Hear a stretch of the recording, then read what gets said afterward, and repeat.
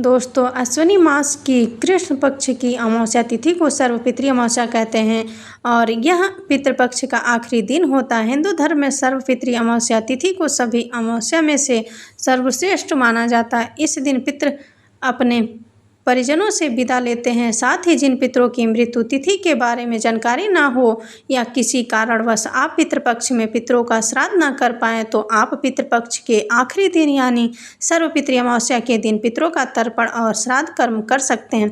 धार्मिक मान्यताओं के अनुसार सर्वपितृ अमावस्या का विशेष महत्व है, इसलिए दिन पूरे नियम और विधान का पालन करना होता है। दोस्तों, हिंदू पंचांग के अनुसार इस साल अमावस्या तिथि की शुरुआत 20 सितंबर 2025 को रात 12:17 पर होगी और 21 सितंबर 2025 को रात में 1:24 पर अमावस्या तिथि समाप्त होगी। ऐसे में सर्वपितृ अमावस्या उदया तिथि के अनुसार 21 तारीख को ही मनाई जाएगी। इस बार सर्वपितृ अमावस्या पर शुभ योग और सर्वार्थ सिद्धि योग भी रहेगा। इसके अलावा दोस्तों, हिंदू धर्म में दान करना बेहद पुण्यकारी माना जाता है। इस चीज़ की परंपरा सदियों से चली आ रही है। मान्यताओं के अनुसार पितृपक्ष के आखिरी दिन पूर्वजों की आत्मा की शांति के लिए दान करना बेहद शुभ माना जाता है। कहा जाता है कि सर्वपितृ अमावस्या पर दान करने से पितृ पूर्ण रूप से प्रसन्न होते हैं। व्यक्ति तथा उनके परिवार के सदस्यों को पितरों का आशीर्वाद प्राप्त होता है और इस दिन दान करने से अच्छे फल की प्राप्ति होती है।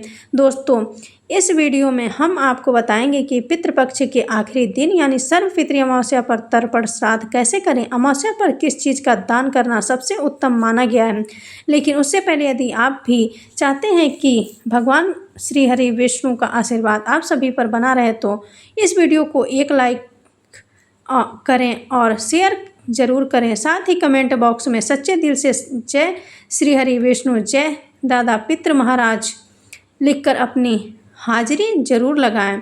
चलिए दोस्तों, सबसे पहले जान लेते हैं कि सर्वपितृ अमावस्या पर तर्पण करने की विधि क्या है। सबसे पहले आपको इस बात का विशेष ध्यान रखना है कि आप जिस स्थान पर तर्पण करने जा रहे हैं उस स्थान को गंगा जल से शुद्ध कर लें। इसके बाद एक दीपक जलाएं। फिर आपको जिस व्यक्ति का तर्पण करना है उसकी फ़ोटो चौकी पर स्थापित करें। इसके बाद मंत्रों का जाप करके पितरों का आवाहन करें। साथ ही जल से भरा लोटा लें और पितरों का नाम लेते हुए फोटो के सामने जल चढ़ाएं। उसके बाद घी, दूध और दही को साथ में मिलाएं और फिर उसे जल में अर्पित करें। इस दौरान सर्वपितृ का उच्चारण करें, फिर पिंड बनाएं और उसे पुष्प पर रखकर जल से सींचें। इसके अलावा पूर्वजों को उनके प्रिय भोजन का भोग लगाएं, श्रद्धांजलि अर्पित करें, पशु पक्षियों को भोजन कराएं और अपनी श्रद्धा अनुसार ब्राह्मणों को दान दक्षिणा जरूर दें। दोस्तों, चलिए आप जानते हैं कि पितृपक्ष के आखिरी दिन सर्वपितृ अमावस्या पर किन चीज़ों का दान करना चाहिए। नंबर 1, चमेली का तेल। दोस्तों, श्राद्ध पक्ष में पितरों के निमित्त सरसों के तेल का दीपक रोज जलाना चाहिए। इससे पितर संतुष्ट होते हैं। ऐसे में जो भी पुरुष या महिला सर्वपितृ अमावस्या पर चमेली के तेल का दान श्रद्धापूर्वक विधि विधान से करता है तो उसके घर से आर्थिक तंगी की समस्या दूर हो जाती है।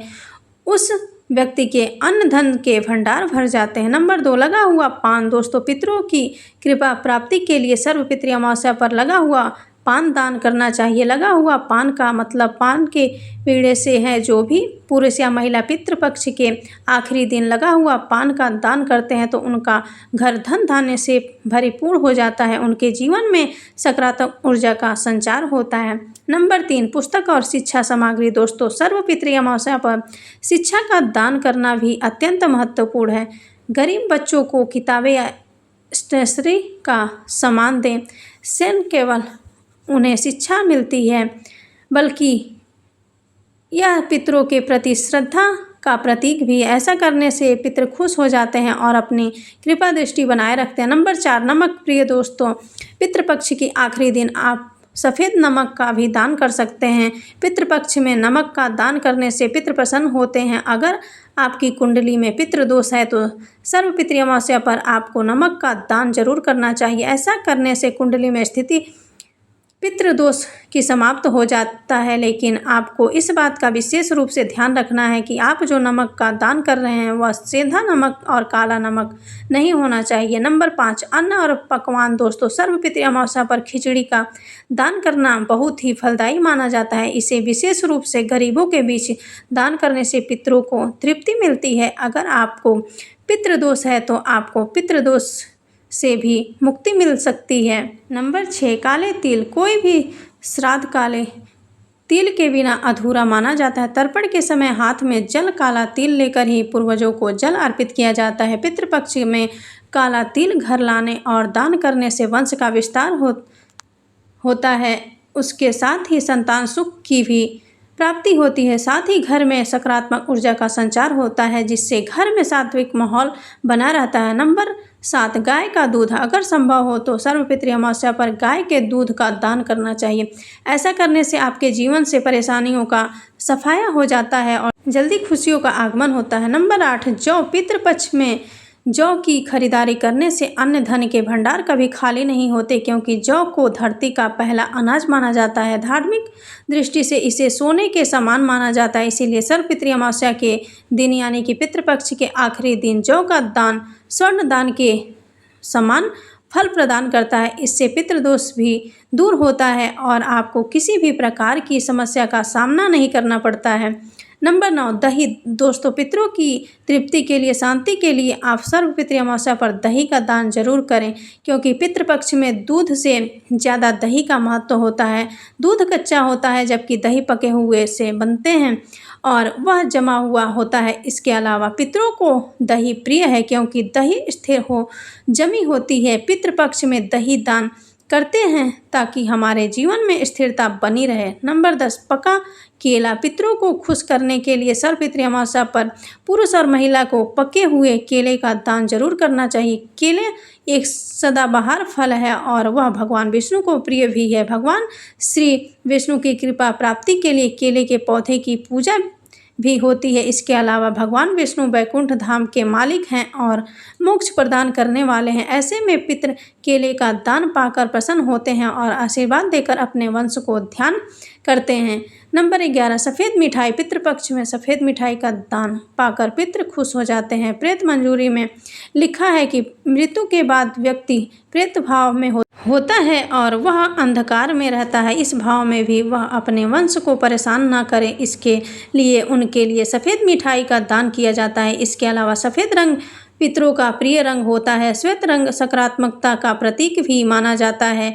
नंबर 12, अनाज का दान। चावल का दान विशेष रूप से महत्वपूर्ण माना जाता है। चावल का दान करने से उनकी आत्मा को शांति मिलती है। इसके अलावा चावल का दान गरीबों को भी दिया जा सकता है।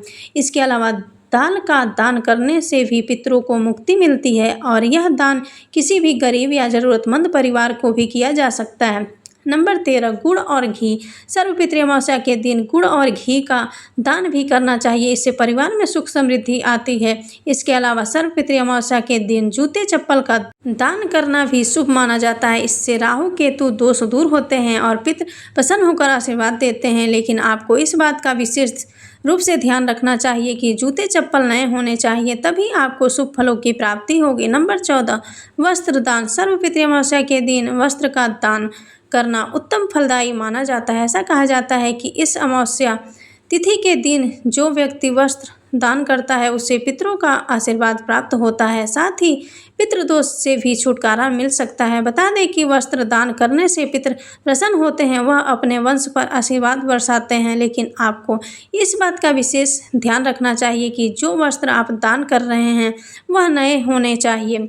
तो दोस्तों, यह थी वे चीज़ें जो सर्वपितृ अमावस्या पर दान करनी चाहिए। अगर आपको आज की वीडियो पसंद आई हो तो वीडियो को लाइक और शेयर करें। साथ ही चैनल पर नए हैं तो चैनल को सब्सक्राइब करना ना भूलें। धन्यवाद।